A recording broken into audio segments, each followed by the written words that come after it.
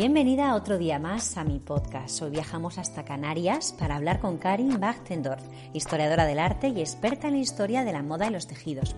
Es la fundadora de la página de Facebook Historia de la Moda y los Tejidos, que cuenta con más de 130.000 seguidores. Si quieres saber más de ella y de todo lo que hace, quédate que te acompañamos.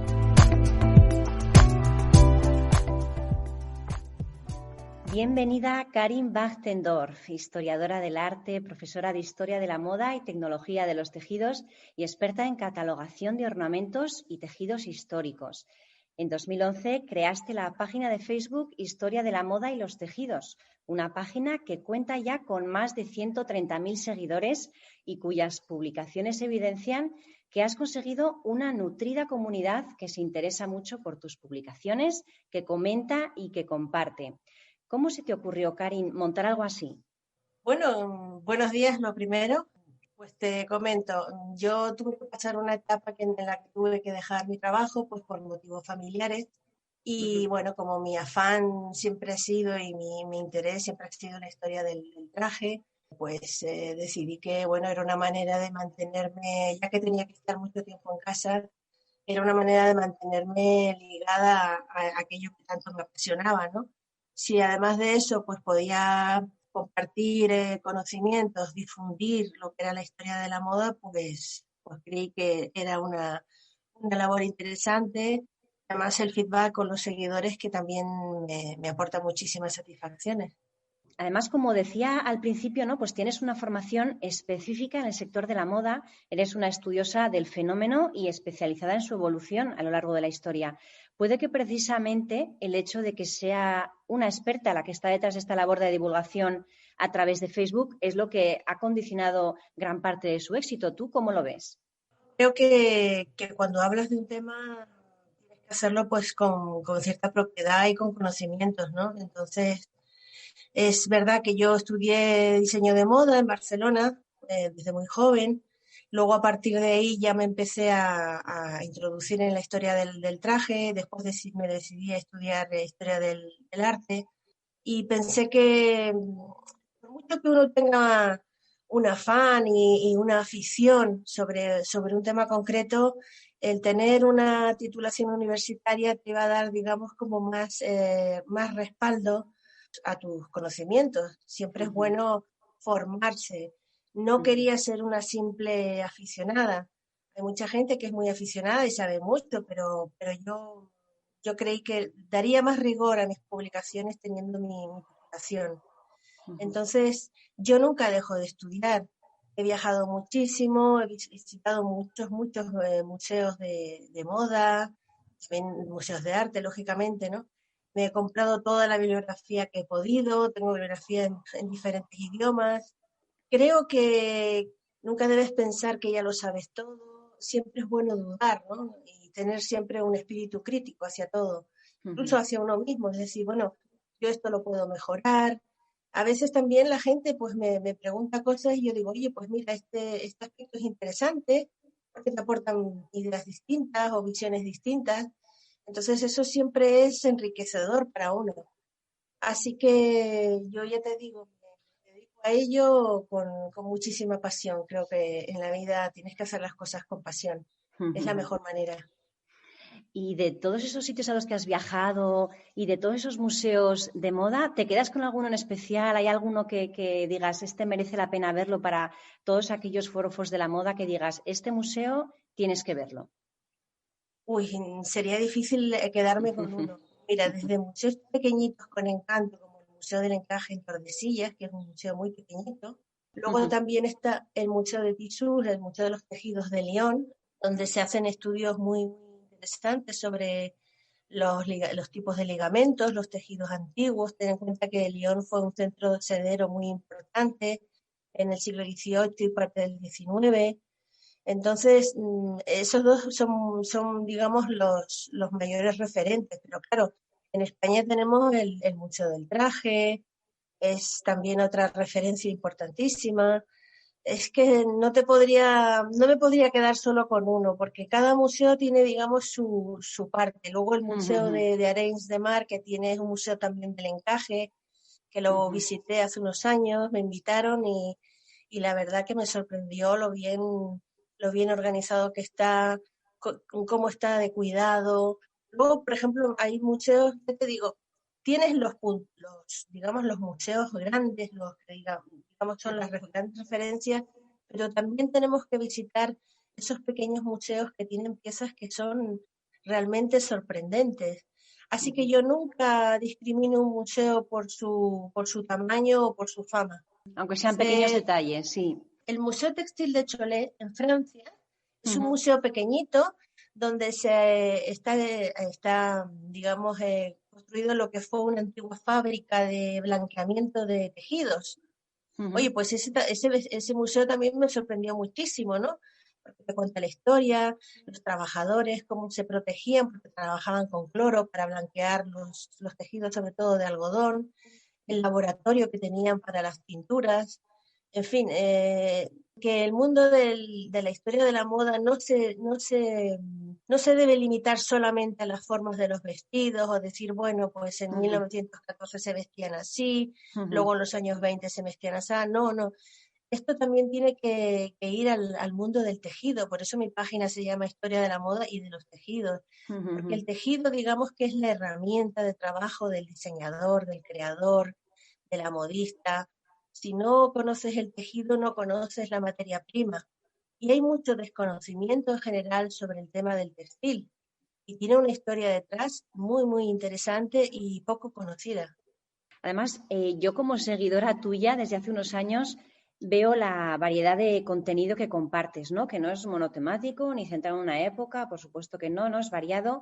Compartes de todas las épocas, compartes vídeos, imágenes, maniquís de galerías, los museos que recomiendas, detalles, vestuarios de películas. Me parece muy atractiva la manera en la que ofreces este contenido.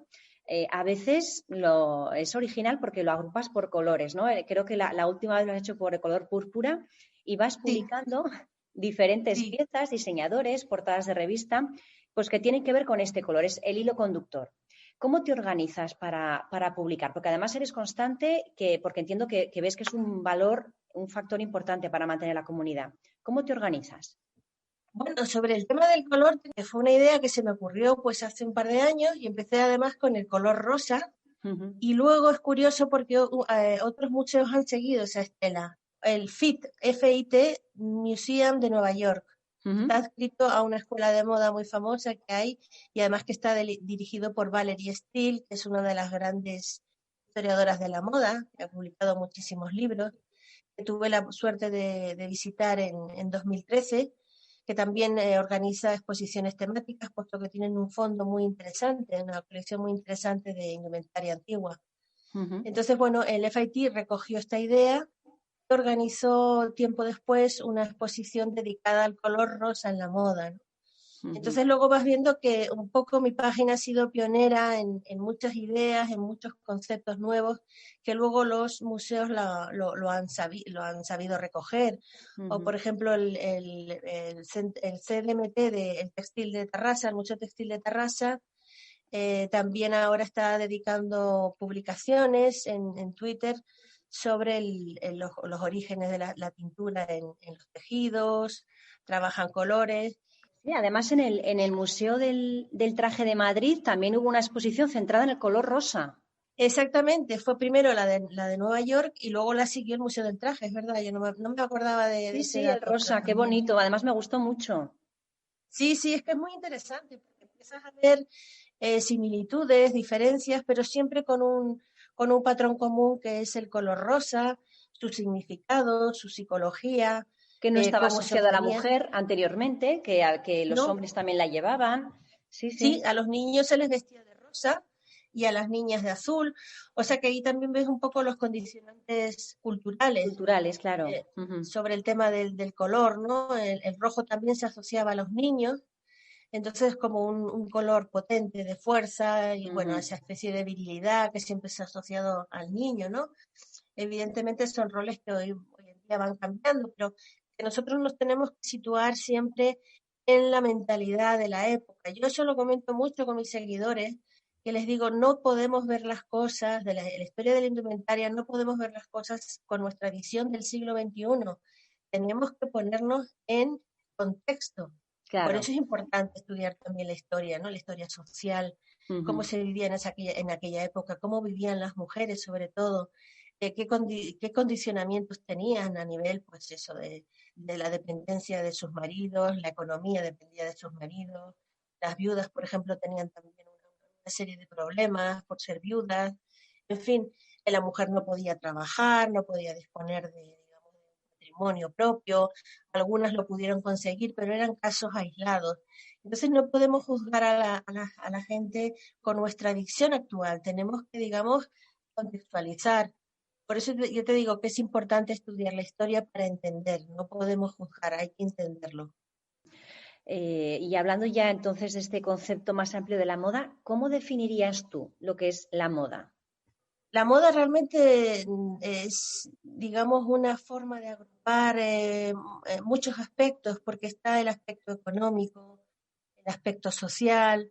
Coco Chanel decía que la moda estaba en el aire, ¿no? Era un poco lo que tú vivías en cada momento. Entonces, la moda básicamente es lo que pasa de moda, ¿no? Es, digamos que un conjunto de estilos, tendencias que perviven en un momento determinado, la sociedad y entonces y de la historia. Entonces es algo transitorio, pero claro, también es verdad que la moda está ligada al arte. Cuando yo estudiaba en la facultad, yo siempre intentaba enfocar mis trabajos en el análisis de la indumentaria. Hay un catedrático, Joaquín Garza, que siempre decía que el estudiar la indumentaria era sumamente importante para datar un cuadro, por ejemplo, Ujú. porque hay muchos cuadros que a lo mejor no tienen fecha y el estudiar la indumentaria te ayudaba a situarlos en un contexto cronológico. Fue una cosa que me gustaba mucho hacer. Muchos compañeros no lo entendían, algunos incluso hasta les parecía de risa, me decían, bueno, pero vamos a ver, un historiador del arte que hace estudiando la moda. Y yo les decía, y esto te estoy hablando del año pues 2002, les decía, no os preocupéis que la moda al final va a llegar a los museos. Y mira, Mm. así es, o sea, los grandes museos están incorporando exposiciones de moda. Te Ujú, hablo del ujú. Museo d'Orsay en París, te hablo de incluso el Prado ha puesto algún traje, el Museo Thyssen, el Metropolitan Museum de Nueva York, que también es otro museo que también os recomiendo, porque Ujú. tiene una parte dedicada a la moda, tiene una colección impresionante. Entonces ellos digamos que se han animado a incluir la moda porque se considera que es un arte más. Mientras que antes estaba relegado a las artes suntuarias, que las artes suntuarias eran como las artes menores, ¿no? Las artes mayores siempre ha sido la arquitectura, la pintura, la escultura, y el textil se consideraba como algo inferior, ¿no? Digamos, al nivel de la cerámica, por ejemplo. Y Ujú. ahora se le está empezando a dar el valor que realmente tiene, desde un valor antropológico, social, cultural, económico. Es sumamente interesante y yo creo que ya es un aspecto que hay que incluirlo incluso en la cultura general. Y esto está despertando muchísimo interés en gente de todas las edades. Yo cuando empecé con mi blog y con mi página, nunca creí que esto fuera a tener digamos, una incidencia tan grande y que fuera a tener tantísimos seguidores. Y tengo gente de todos los países, de muchísimos países del mundo y de todas las edades. Así que estoy realmente contenta y estoy muy Ujú. agradecida. Además, mantenemos en la página un nivel de educación, de respeto muy grande, es decir, Ujú. no sueles tener comentarios acosos o despectivos. Yo aparte quiero que la página sea un remanso de belleza, de Mm. arte, de cultura y la verdad que estoy súper orgullosa de los seguidores que tengo porque son Mm. maravillosos. No sé si habrás leído tú a Carmen de Burgos. Escribió como un ensayo en 1920 que se llama El arte de ser mujer. Fue además la primera mujer que cobró una nómina de periodista de la Aquí, historia de España. Y ella quiso abordar el tema de la moda desde una perspectiva pues, más intelectual y elevada, rompiendo un poco con la frivolidad con la que se trataba y se miraba siempre la moda. Era como muy rompedor querer hablar de la moda desde un plano un poco más de investigador, de estudioso. Entonces me ha recordado un poco lo que decías. Ya en aquel momento Carmen de Burgos quiso romper moldes y decir, la moda tiene su importancia, tiene su expresión de costumbres de la historia y tiene mucho que aportar para abordar al ser humano en sí mismo y su lugar en la historia. Pues sí, es muy interesante, no conocía este ensayo de Carmen de Burgos. Carmen de Burgos, sí, lo encontré un poco por casualidad en la biblioteca y vamos, lo tengo a mitad más o menos, pero me ha recordado mucho a lo que comentabas. Estupendo, pues lo buscaré. Ya me dirás, a ver qué te parece. Sí, yo siempre estoy al tanto de todo y te agradezco la aportación, lo buscaré. Yo creo Y que es te verdad, gustará, sí, sí. seguro. Es que además tú miras las revistas de aquella época, el mensaje que tú sacas es que al final las mujeres, en función de su nivel social, pues estaban las que se hacían ellas mismas los trajes. En aquella época pues ya había una máquina de coser en cada casa normalmente. Las mujeres aprendían a coser, incluso las de la alta sociedad se les enseñaba a bordar, a coser, a tocar el piano, a hablar francés, y luego las de clase más trabajadora que aprendían, digamos, desde incluso hilar la lana, a lo mejor algunas tenían un pequeño telar, ayudaban en la economía doméstica y por lo visto y por supuesto se hacían ropa para ella y para su familia. Está el caso, por ejemplo, de las encajeras, que también aportaban un trabajo muy duro, los encajes de bolillos. Ellas aportaban siempre digamos, unas entradas y no solo trabajaban en el campo, sino que luego en casa colaboraban con la ropa que ellas mismas hacían e incluso también podían hacer, en el caso de las encajeras, las vendían al exterior. No estaba muy bien pagado, pero era una ayuda, un aporte. Entonces yo creo que ha estado ligado al mundo femenino desde siempre. Y evidentemente fue una pionera, por lo que me estás contando.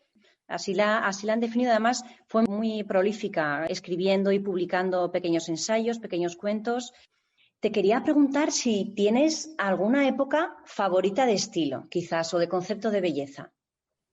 Es que es difícil, ¿sabes? Porque como hay tantas y cada una tiene su encanto especial, es complicado, ¿no? Sí, bueno, evidentemente los años que fue un boom, que fue una época en la que se acortaron las faldas. También en la primera década del siglo XX, los años 10, cuando Paul Poiret decidió eliminar el corsé. Esa también fue una época, aparte de tener unas líneas maravillosas, fue también una liberación para las mujeres. Luego, si nos vamos más hacia atrás, el siglo XVIII pues también ha sido muy, a nivel estético, como muy impactante.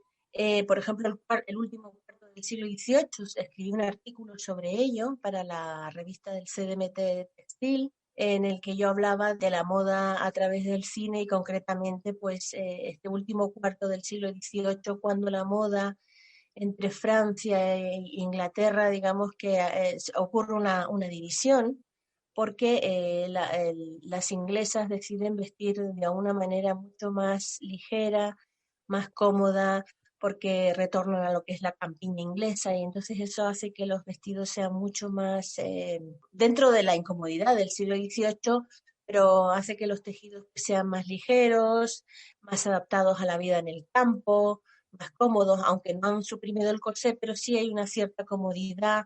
Y a partir de esta época es cuando nacerá, y de este espíritu de volver al campo de las inglesas, es cuando empezará a nacer el traje sastre que hoy en día utilizan pues muchas mujeres que son, por ejemplo, ejecutivas para ir a trabajar, ¿no? El traje de 2 piezas que tiene un poco un aire masculino, el traje de chaqueta, pantalón, el traje de chaqueta con falda, que deriva de la indumentaria masculina. Entonces son épocas, digamos, que a nivel estético me gustan casi todas, pero luego hay algunas en las que me quedo por lo que significaron a nivel social. Lo que significaron a nivel social. Sí, para las mujeres, exactamente. Hay otra también que me gusta mucho, que es el siglo XIX, la época de Josefina Bonaparte. Se vuelven muchísimo más ligeros, el estilo imperio.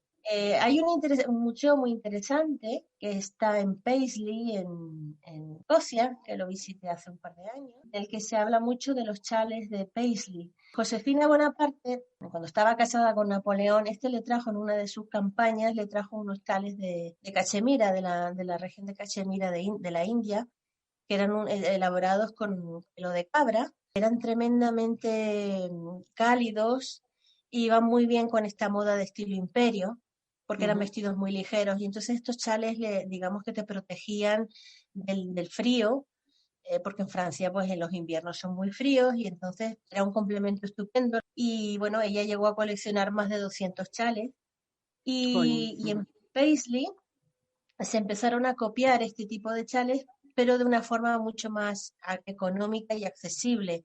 Es decir, que de ahí un poco también se democratizaron, porque ese es otro aspecto de la moda.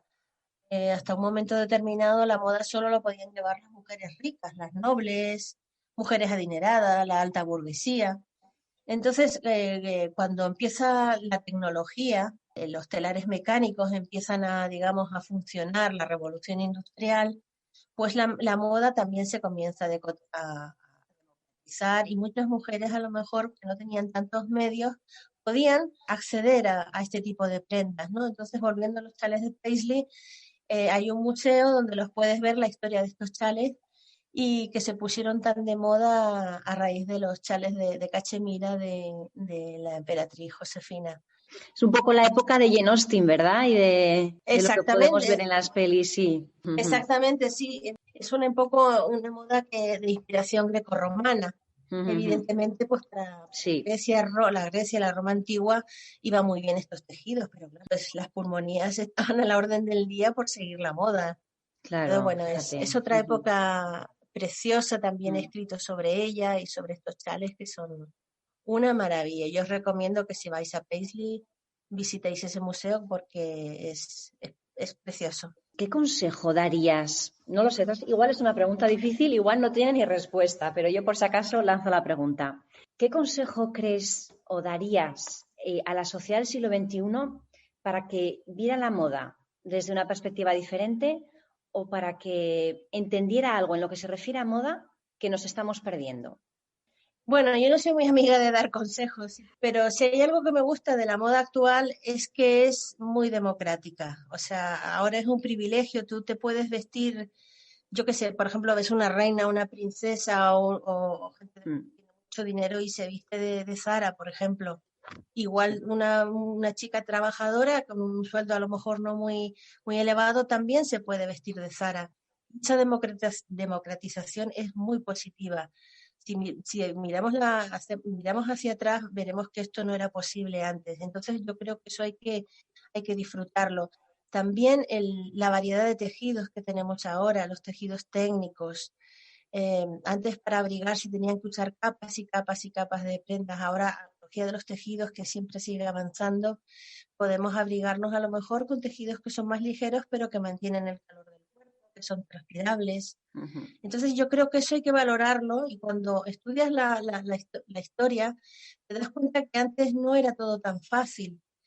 Ahora sí que es mucho más sencillo, y aparte la democratización en el sentido de que ya no te vistes en función de tu clase social. Es decir, ya no hay tantas diferencias. Puedes a lo mejor haber diferencias hombre, en si te compras un traje de un vestido de Dior o de Chanel, es evidente, alta costura, es evidente que es muy caro, y todas no podemos acceder a esos vestidos.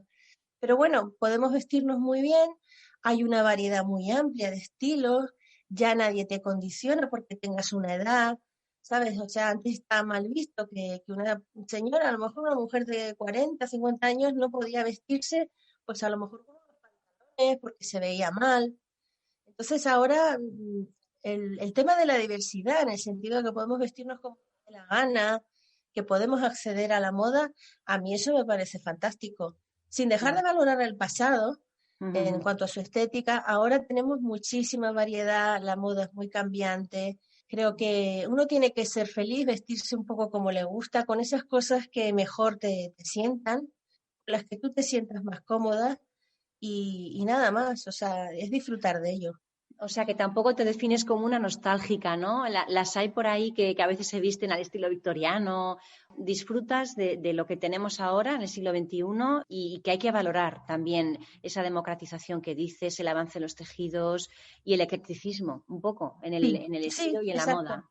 El eclecticismo, tú lo has dicho. Si a ti te gusta vestirte al estilo victoriano, pues me parece bien. O sea, yo Mm, creo que las personas tenemos que ser libres, porque ya la vida de por sí ya nos pone mm, bastantes cortapisas. mm, Entonces, si también nos vamos a estar, digamos, reprimiendo a la hora de vestirnos, pues qué mm, mal, ¿no? Es decir, mm, yo creo que hay que aprovechar lo mejor de cada momento. Que te mm, gusta vestirte, pues, o hacerte un vestido de novia al estilo siglo XIX porque te parece muy romántico, pues oye, fenomenal. mm, mm, Pero mm, que te gusta también vestir moderno, por ejemplo, al estilo Iris Van Herpen, que es una diseñadora holandesa que es lo más vanguardista, a mí me encanta porque además ella estudia mucho los tejidos técnicos, o sea, mm, mm, creo que un diseñador debe conocer la tecnología de los tejidos mm. y debe intentar investigar. Ella investiga muchísimo, yo a mí me encanta esta diseñadora y me parece fantástico, es decir, creo que hay que coger lo mejor de cada época. Esa es mi Ujú. opinión. Luego, Karin, también has hablado de varios artículos que has publicado. Entiendo que muchos habrán sido en revistas especializadas. Yo no sé si alguien está interesado en leer esos artículos. ¿Los publicas en algún sitio? ¿Dónde se puede acceder a ellos de alguna manera? Sí, por ejemplo, el CDMT Textil, que es una revista especializada en escribir sobre la moda en el cine, concretamente la película Barry Lyndon de Stanley Kubrick, donde analizo evidentemente la indumentaria en el cine, en esa película concretamente, porque Kubrick era un, digamos, un fanático del detalle, con un diseño de vestuario de Milena Canonero, que es mi favorita en diseño de vestuario, porque cuida muchísimo todo, contextualiza muchísimo. Y esa película es, aparte que, fíjate que es del año 74, ¿eh? Ujú. Pero sigue siendo pionera y una de las, en mi opinión, una de las mejores y que luego ha seguido, otros diseñadores han seguido ese, digamos, esa línea. Entonces, bueno, ahí, aparte de hablar de la indumentaria de la película, contextualizo, y era lo que te comentaba antes, que es una moda del último cuarto del siglo XVIII, entonces hablo también de la época. Mm. Normalmente yo donde más me he explayado es en mi blog. Te comentaba que ahora el blog está aparcado porque ahora estoy trabajando en una serie de charlas, conferencias que voy a dar online sobre Ujú. temas concretos y temas que he tratado en mi blog. Lo quiero enfocar por ahí. Por ejemplo, ahora estoy preparando el traje sastre. Voy a hablar sobre ese tema con imágenes y voy a dar la posibilidad, que esto normalmente en los cursos pues no se suele hacer, por lo menos en los que yo he visto de indumentaria, de que la gente que se apunta a esa conferencia pueda chatear en directo conmigo una vez Ujú. dada el grueso De la que charla, la del gente tema. pueda Ujú. preguntar. ¿Lo comunicarás a través de Sí, tus redes sociales? sí, sí, por supuesto, sí, sí. Dale. De todas maneras, yo ya lo comenté, ha habido muchísima aceptación, lo estoy preparando, creo que para fines de enero ya empieza a lanzarlo, Perfecto. haré otro sobre la historia del calzado, que también es un tema que me gusta mucho, y también estaré abierta a propuestas. Muchas personas me han escrito a mi correo, del correo de la página, y me han propuesto temas que les interesaba, sobre todo porque me siguen muchos profesores, profesoras de indumentaria, que me dicen, oye, hay poca bibliografía, me gustaría que incidieras en este aspecto porque me lo Ujú. demandan mucho mis alumnos, pero sobre todo es el hecho de que ellos puedan interactuar conmigo y preguntarme dudas que tienen sobre ese tema. Hay Ujú. otros cursos que tú pagas y al final te sueltan un rollo y ya está. O sea, Ujú. es como si te compraras un libro, pero tú no puedes interactuar y siempre te surgen dudas, porque es Sí. lógico. Ujú, Y ujú. dices, bueno, ¿y esto dónde lo pregunto yo? ¿A quién se lo puedo consultar? Porque a mí es que si tú supieras la cantidad de personas que me escriben. De hecho, monté un club, se llama Club de la Historia de la Moda de los Tejidos, que es un grupo de Facebook en el que las personas que piden bibliografía, todos se ayudan entre todos, ¿no? Yo siempre dije, este es un grupo de estudio, no es una página. Quiero que lo aprovechéis pues para poner una foto a lo mejor de tu bisabuela, Ujú, ujú. que no sabes datarla, O alguien, y oye, por ejemplo, hace pocos días una chica preguntó, ¿alguien tiene algún libro sobre la indumentaria en Estados Unidos de finales del siglo XVIII, principios del XIX? O sea, como temas muy, muy específicos. O alguien te dice, oye, estoy restaurando un cuadro flamenco, me gustaría saber si alguien tiene información sobre cómo eran los tejidos, qué tejidos se utilizaban. O sea, cosas como muy, muy específicas, ¿no? Entonces, es para eso es el grupo. Pues entonces vamos a recordar a todos los que nos escuchan que pueden encontrarte tanto en Facebook como en Twitter, ¿verdad? Bajo el nombre de Historia de la Moda y los Tejidos. Sí, en Twitter se llama @modatejidos, pero Moda Tejidos, vale. Ujú. sí, La página estrella es la de Facebook y ahí también comunicarás en su momento cuando pues abres este ciclo de conferencias sí, participativas. sí, por supuesto, yo iré avisando. Bueno, pues Karin, de verdad, muchísimas gracias por este tiempo que nos has dedicado en esta mañana de domingo de noviembre, pero gracias sobre todo por decidir aquel año de 2011 abrir una página de Facebook y contar al mundo estas sabrosas pinceladas de la moda y su historia, avaladas por tus años de estudio e investigación. Así que muchísimas gracias, Karin, y hasta pronto. Muchísimas gracias a ti por esta entrevista y que ha sido un placer charlar este ratito contigo. Muchísimas gracias a ti, Karin.